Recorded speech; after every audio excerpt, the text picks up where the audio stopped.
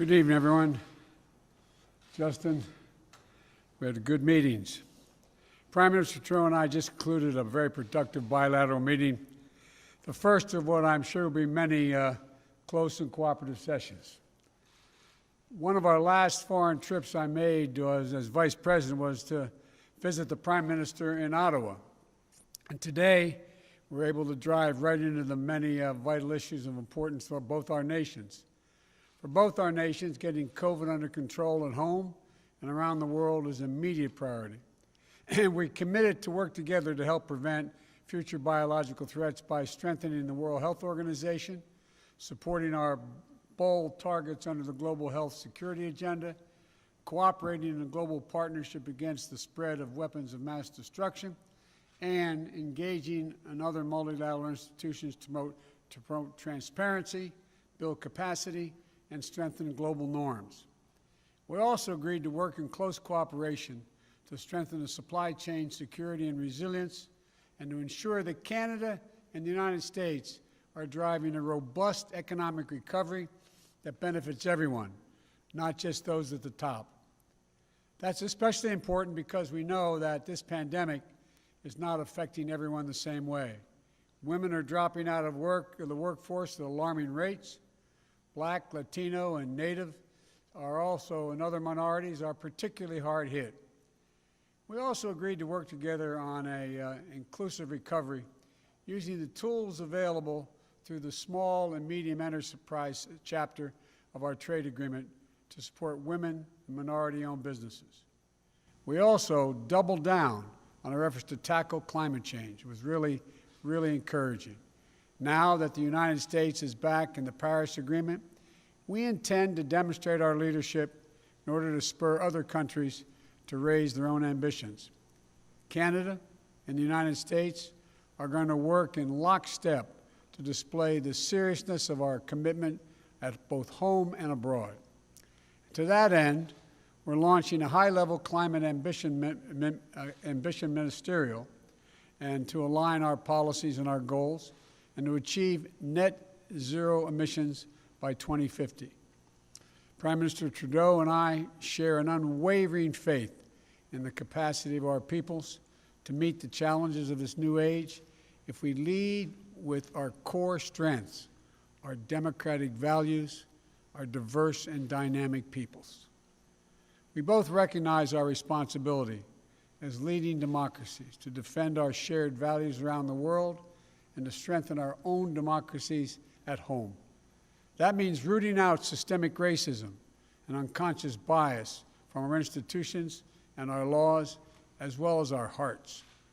Today, we agreed to reestablish the Cross-Border Crime Forum and work together to modernize our approach to community safety and to do the most we can, do more to take on racism and discrimination in both our systems. Canada and the United States are not only vital partners, we're NATO allies committed to shared defense. The Prime Minister and I discussed our work with our European allies to bolster transatlantic security, which includes meeting our Wales commitments. We also agreed to modernize the North American Aerospace Defense Command, NORAD, which is still the only binational military command of its kind. And we will launch an expanded U.S.-Canadian Arctic dialogue to cover issues related to continental security, economic and social development, and Arctic governance.